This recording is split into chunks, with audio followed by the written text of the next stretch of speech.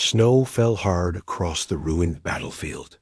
Broken machines lay half-buried under the white ice. Jack Morrow, a human scout, moved carefully through the wreckage. His boots crunched in the snow. His breath showed in clouds. The war had passed. Through this place weeks ago, but something still felt wrong. Jack's scanner beeped. A faint energy reading was coming from underground. He frowned. "That's not normal," he whispered. He followed the signal to a pile of metal plates. Carefully, he brushed off snow and ash. Underneath, a hidden hatch appeared. The keypad still glowed faintly. Jack pressed a few buttons. The door hissed open with a tired groan. A dark tunnel waited below. Jack pulled out his flashlight and went. Inside, the air was colder underground. The walls were smooth and metal. Lights flickered on the ceiling. This place was old, maybe alien. As Jack walked deeper, he noticed claw marks on the walls. Long, deep scratches. Something had tried to escape. He reached a large room. It looked like a lab or prison. In the middle was a cage. It wasn't just any cage. It was built with strong alloy and glowing blue locks. Inside, curled up and shaking, was a girl, but she wasn't human. Her skin was pale gray, her hair silver, and wild. Her ears were pointed, and her eyes, when they opened, glowed like blue fire. Her body was thin but muscular, and her nails looked like claws. She stared at Jack like a wild animal. Jack raised both hands. "Hey, I'm not here to hurt." "You," she growled low, her teeth sharp. She looked more beast than girl, but Jack saw something else in her eyes. Not just anger. Fear.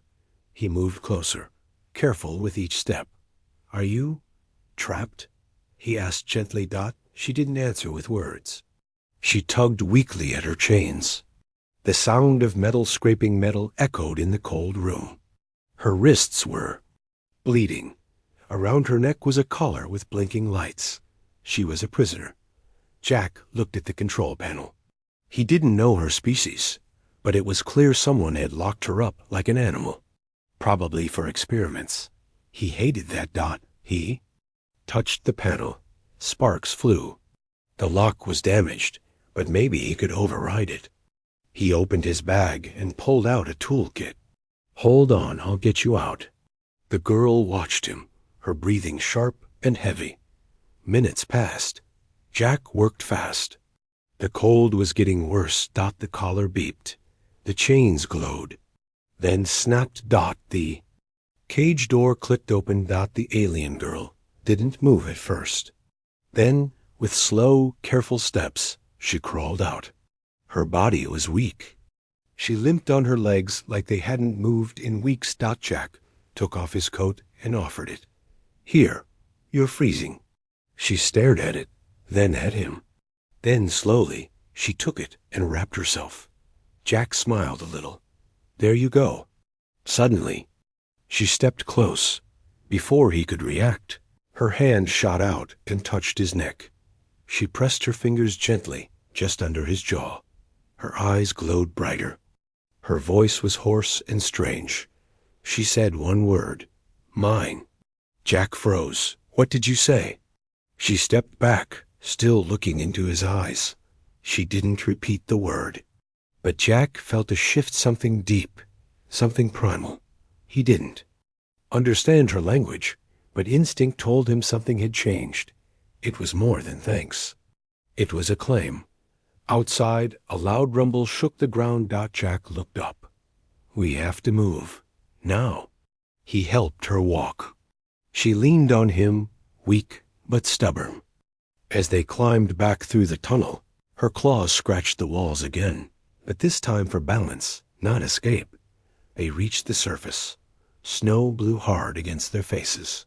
Jack guided her to a cave nearby, one he had used for shelter the night before. Inside, he built a fire. She sat close, still watching him carefully. Her sharp eyes never blinked for long. He gave her food rations from his bag. She sniffed it like an animal, but ate quickly. Jack looked at her again. She was strange. Dangerous, maybe. But something in her eyes spoke of pain and loneliness. Had been locked away in the dark. And now she was free. As she lay beside the fire, her body still shaking from cold and hunger. Jack sat across from her. He didn't know who she was. He didn't know what she had been through. But deep down, he felt it. Whatever she was. This wasn't the end. It was just the beginning. Jack woke to a low growl in the dark. The fire was almost dead, and the alien girl was no longer asleep. She was crouched beside him, eyes glowing, hand hovering near his throat. She didn't blink. She didn't speak. Then, suddenly, she whispered one word again. Mine. The night was quiet except for the wind outside the cave. Jack sat up, fast, heart pounding. The girl didn't move. She was watching him, like a predator studying her prey, but her eyes didn't show hunger. They showed confusion. That emotion. Her hand trembled as it touched the side of his neck again, just below his jawline, where his pulse beat strongest. Jack didn't push her away. What are you doing? He asked, voice soft. She blinked slowly and pulled her hand back. Her breathing was uneven. Her body, though stronger than before, still shook slightly from the cold. Then, in broken words, she said, You are mine. I claimed. Jack frowned. Claimed? She nodded. Life debt, bond. You save, I bond. He didn't understand all of it, but he understood enough. In her culture or species rescuing her meant something deep.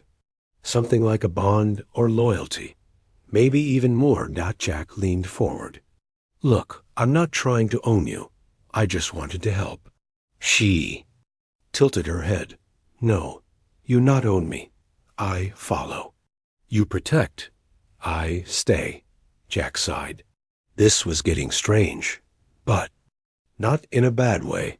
She wasn't acting like a soldier or a prisoner anymore. She was acting like someone who had chosen him.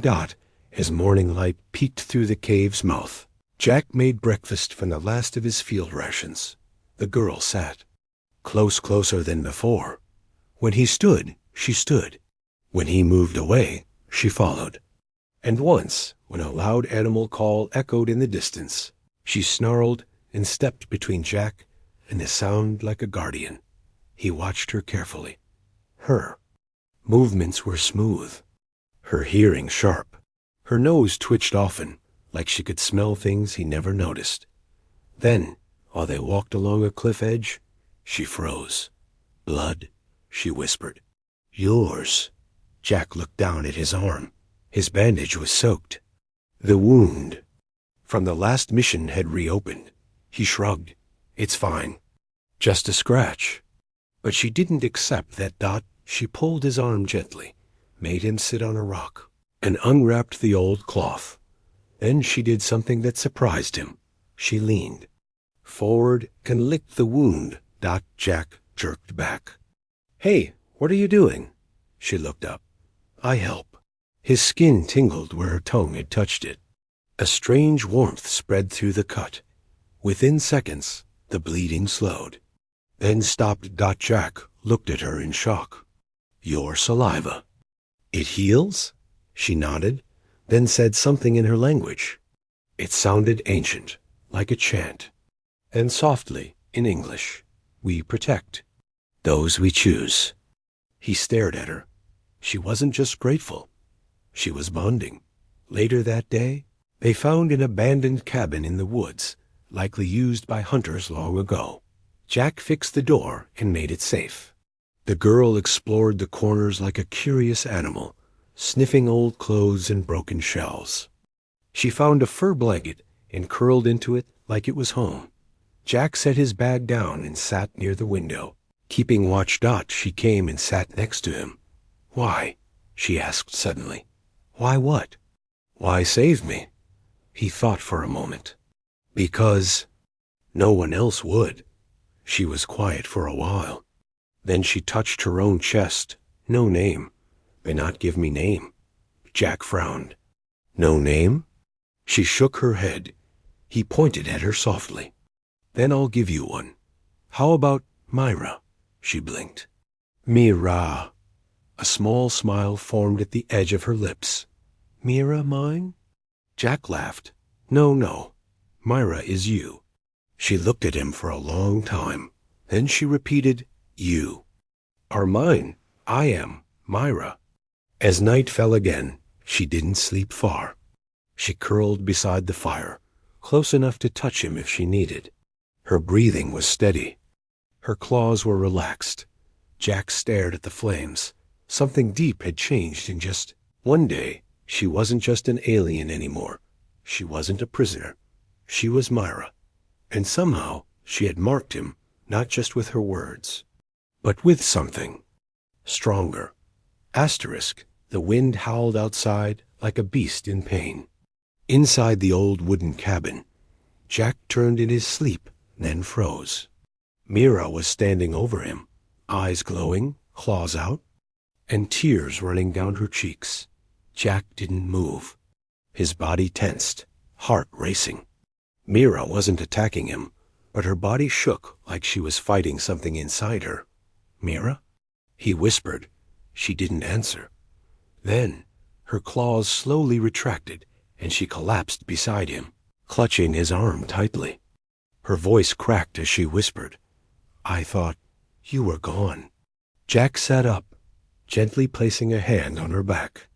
It was just a dream? She nodded, breathing hard. Asterisk, they took me away in sleep. In old lab. I wake in pain. Alone. Always. Alone, she said in broken English. Jack's chest ached.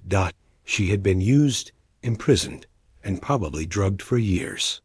Even now, her nightmares chased her into the real world. You're not alone now, Jack said softly. She looked up at him, her face barely lit by the fire. Promise? I promise. After that moment, something shifted between them. Myra didn't return to her spot by the wall. She stayed close, her head resting near his chest, listening to his heartbeat. She said nothing else. But Jack knew. Her silence meant trust. The night felt warmer, even in the cold cabin. The next morning, Jack woke to the smell of burning. His eyes flew open. Smoke. He jumped up only to find Mira crouched over a tiny stove, trying to cook one of his ration packs with a piece of heated metal. She looked at him nervously. Try help, she said. The food was black and half melted. Jack laughed. Next time, let's cook it together. Mira smiled shyly and nodded. Asterisk. Later that day, Jack checked his communicator. Still no signal. No one knew where he was. He was officially off-grid. And strangely, that didn't bother him. He looked over at Mira, who was sniffing an old can of coffee like it was treasure. They were alone. But maybe that was okay. They went out to hunt for fresh food. Mira tracked small animals with ease. Her eyes were sharp, her hearing even sharper. She moved like a shadow-low, fast, silent dot at one point. She raised a hand, stopping Jack mid-step. Then she pointed to a bush. A second later, a four-legged beast leapt out, but Myra caught it mid-air with her bare hands. One quick move, and it was done. Jack stood frozen. That was amazing. Myra tilted her head. You would do same, for me. He laughed. Not with my hands. Back at the cabin, they cooked together this time. Jack showed her how to use the stove. Myra showed him how to use natural herbs she found in the forest to make the meat softer. They ate. Myra sat beside him, not across. Her shoulder touched his. Her presence was warm, calming. You teach. I learn, she said between bites. You're learning fast, Jack replied. She looked proud. That night, something new happened. Jack was laying on his bedroll when Myra came over and sat beside him. Without asking, she leaned in and placed her head gently on his chest again. I hear heart, she whispered. Jack nodded slowly. It's still beating. For me? She asked. That question caught him off guard. I don't know, he said truthfully. She touched her own chest. Mine beats fast when near you. Jack looked into her glowing eyes. Mine too. Silence filled the room for a few seconds. Then Myra said something in her own language. A soft, melodic phrase. When Jack asked what it meant, she said, "It is an old promise. It means, I do not sleep far from my mate." Jack's breath caught. Myra. She looked at him with deep emotion, but no pressure. She wasn't forcing anything. She was just telling the truth. Jack smiled gently. Then stay close. She did. The fire crackled softly as they lay side by side.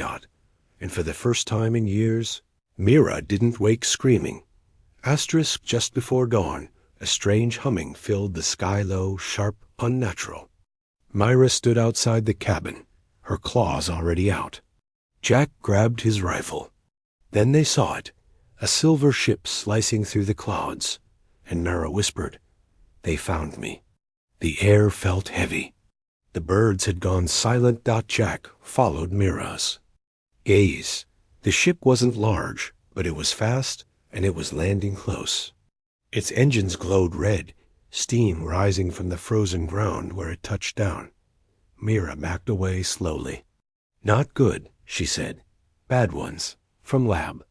Jack's grip tightened on his rifle. "You're sure?" She nodded. "They hunt me, always." Minutes later, the ship's ramp opened. 4 figures stepped out, tall, armored, their eyes hidden behind dark masks. They moved like soldiers, but smoother, too smooth. Not human. One of them spoke in a strange alien tongue, but Myra stiffened. Her body trembled, not with fear, but fury. Jack whispered, "What did they say?" "They call me Subject 7 Beta. Say return or be destroyed." Jack's heart pounded. "Then we fight."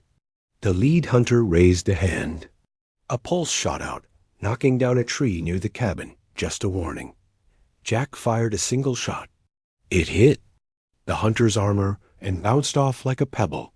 "They've got shields," Jack said. "Great." Myra's voice dropped low. "Let me change." Jack looked at her. "What?" "I hold back, but now no more." She took a deep breath. Her back arched, her bones cracked. Fur spread along her arms and neck. Her face stretched, eyes glowing brighter than ever. In seconds, Myra was no longer a girl. She was a full werewolf. She roared and leapt forward like lightning. The hunters were not ready. She landed on the second one, claws slashing through metal. Sparks flew. The alien fell with a scream. Jack took cover and aimed for the weak points, joints, neck, gaps in their armor. Myra moved like a storm. A blur of teeth, claws, and speed. But the lead hunter fired something new, a blue net that wrapped around Myra mid-air. She crashed hard and growled. "Trapped." "Myra!" Jack shouted. Without thinking, he ran toward her. The hunter stepped in his way, blade out. Jack rolled under the strike and fired 3 times. One bullet hit a weak point. The hunter fell. Jack reached the net and used his knife to slice through it. Myra stood again, panting, eyes wild. "You okay?" he asked. She didn't speak. She just grabbed his hand and pulled him back toward the cabin. They hid behind thick rocks near the ridge. 2 hunters still searched for them. Myra leaned close, blood running down her arm. Sorry," she whispered. "They always follow. You not safe with me." Jack touched her cheek. "I don't care. We fight. Together." Myra blinked. Then she did something new, something human. She smiled. The final fight was fast. Myra went after one hunter while Jack distracted the other dot with teamwork. Speed and luck. They brought them down. Jack got a burn on his leg, but Myra caught him before he fell. "It's over," she said quietly. The ship, now without its crew, began to power down. They dragged the bodies away and burned them in a fire. Pit. Myra spoke an alien word over the flames, something like a goodbye. Then she looked up at the stars. "They will send more." Jack stood beside her. "Then we'll be ready." Back at the cabin, Myra tended to Jack's leg. Her hands were gentle. She used her healing saliva again, even though it made her dizzy. "You shouldn't waste your energy on me," Jack said. She leaned in close. "Not waste. Never waste." Jack looked into her eyes. "You saved me today," she grinned. "Now we even." He shook his head. "Not even close." That night, as they rested by the fire, Jack noticed her breathing was slower, steadier. "Are you okay?" he asked. She nodded. "But fight changed something." "What do you mean?" Myra touched her chest. "I feel stronger. Bond stronger. You are more than just my protector now." Jack tilted his head. "Then what am I?" She leaned close, her voice soft and serious. "My future." Myra didn't scream when the wound reopened. She didn't cry when her knees hit the cabin floor. But when Jack rushed to catch her, his arms shaking, she whispered through clenched teeth, "Please, don't leave. I was made to be alone." Blood stained the wooden floor. Myra's side had been sliced during the fight, and though she'd hidden it well, the damage was worse than she let on. Jack laid her down gently by the fire. Her skin was cold. Her breathing was uneven. "Myra, why didn't you tell me?" She turned her face away. "You need rest, not me. You are not just someone I saved. You're someone I care about." Her eyes flicked to him. A strange light softened in them. "No one ever said that before." Jack cleaned the wound carefully, using clean water and strips of cloth. She didn't flinch. She didn't complain, but he noticed her eyes wet but silent. Pain lived inside her, deeper than the cut, older than the scars. "Myra," he asked, "can I ask something?" She nodded slowly. "What did they do to you before I found you?" She stared at the fire. Then for the first time, she truly spoke. "They made me in a lab. My mother was not my mother. My name was not mine. They called me Beta. I was test. I was weapon." Jack listened quietly. Every word felt like a piece of broken glass coming from her mouth. They gave pain to teach obedience, took warmth to build rage. Every time I showed feeling, they punished. She paused, closing her eyes. Then one night, I bit the guard's hand. They locked me in the cold. No food, no light. I stopped hoping. Jack's chest tightened. She opened her eyes again. "Then you came and gave heat." He placed a gentle hand over hers. "No one owns you anymore. Not them. Not fate. You're free now, Myra." She smiled weakly. "Not free. Bonded. To who?" he asked softly. She looked into his eyes. "To you." That night, the fire burned low, but something brighter warmed the room. Trust. Myra leaned her head on Jack's shoulder. He wrapped an arm around her without hesitation. Not as her rescuer, not as her guard, but as someone who saw her soul and didn't turn away. Later, Myra sat up and pulled a strange object from her belt, a small stone with markings. She placed it into Jack's hand. "What's this?" "It is old mark of my kind, symbol of pack." Jack traced the carvings with his thumb. "Why give it to me?" "Because when I heal, I do not want to go." Jack looked at her. "Then stay. Stay as long as you want." She didn't smile this time. She leaned in and placed her forehead gently against his. A silent promise passed between them. The next morning, Jack woke up before the sun. Mira was still asleep, curled beside him like a wolf pup peaceful for. Once he stood quietly and stepped outside. Snow had fallen again. But this time, it didn't feel cold.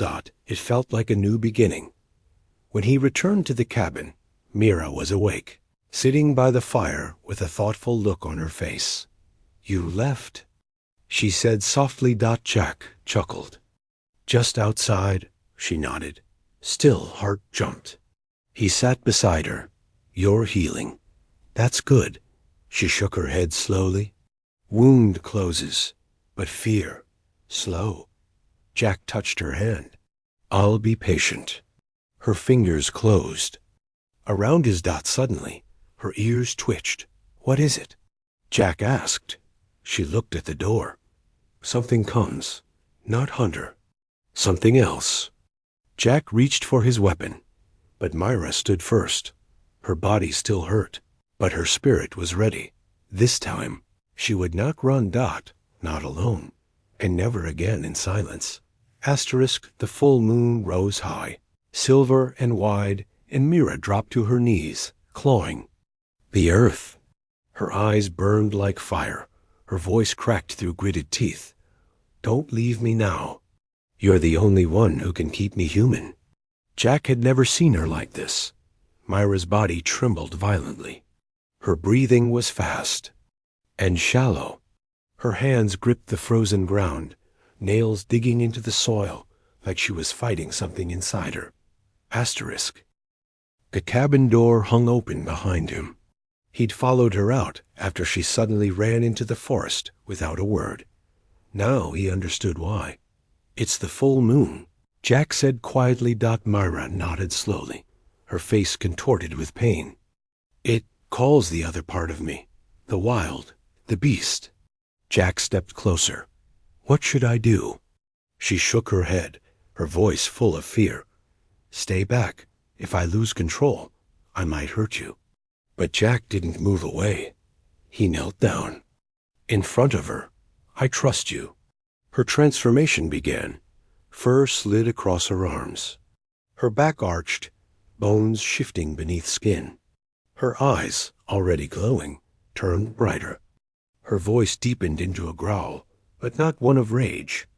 One of fear. Jack placed his hand on her cheek. "You're not a monster. Not to me."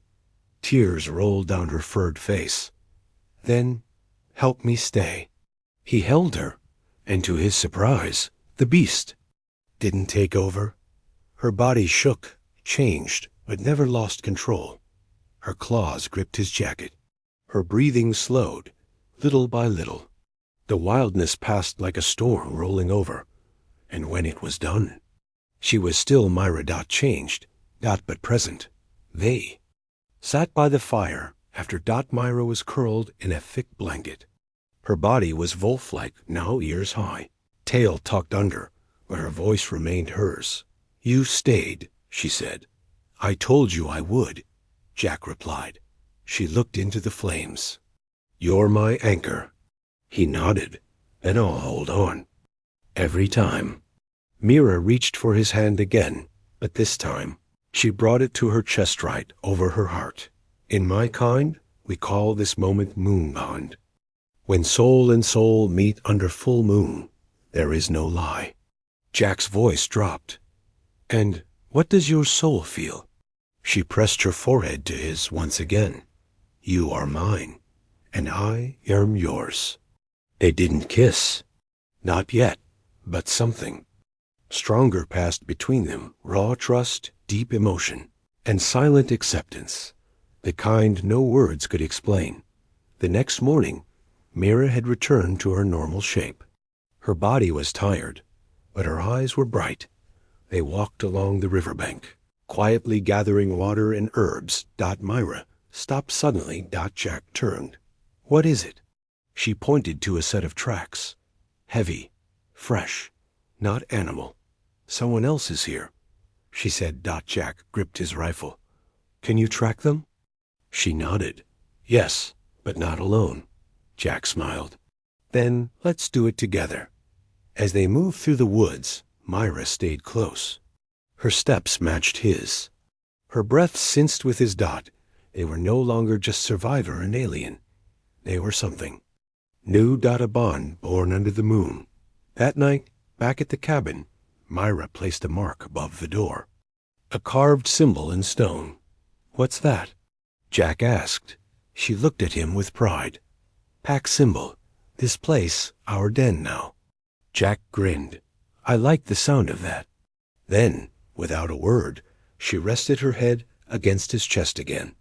For the first time since the war began, Jack truly felt at peace. Asterisk. The call came just after sunset. A message crackled through Jack's old comlink. Extraction window open. 1 hour. Earth base confirmed. We're bringing you home. He stared at the blinking light, then at Myra, who stood quietly behind him. She said nothing, but her eyes already looked like goodbye. The words echoed in his mind. We're bringing you home. For a long moment, Jack didn't move. The signal was clear. A ship was coming. A new life on Earth, far away from this frozen forest, from fear, from war. But he couldn't stop looking at her. Myra. She stood wrapped in her fur cloak, one hand clutching the necklace he gave her made. From old metal and cord. Simple. But to her, it meant everything. Jack finally spoke. They're coming to pick me up. Myra nodded once. I heard. He expected anger, or sadness, or begging, but Myra didn't try to stop him. Instead, she asked softly, will they let you return?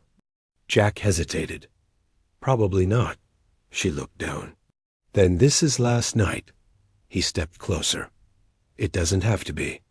They sat by the fire in silence. Snow fell gently outside. The cabin felt smaller than ever. I never belonged.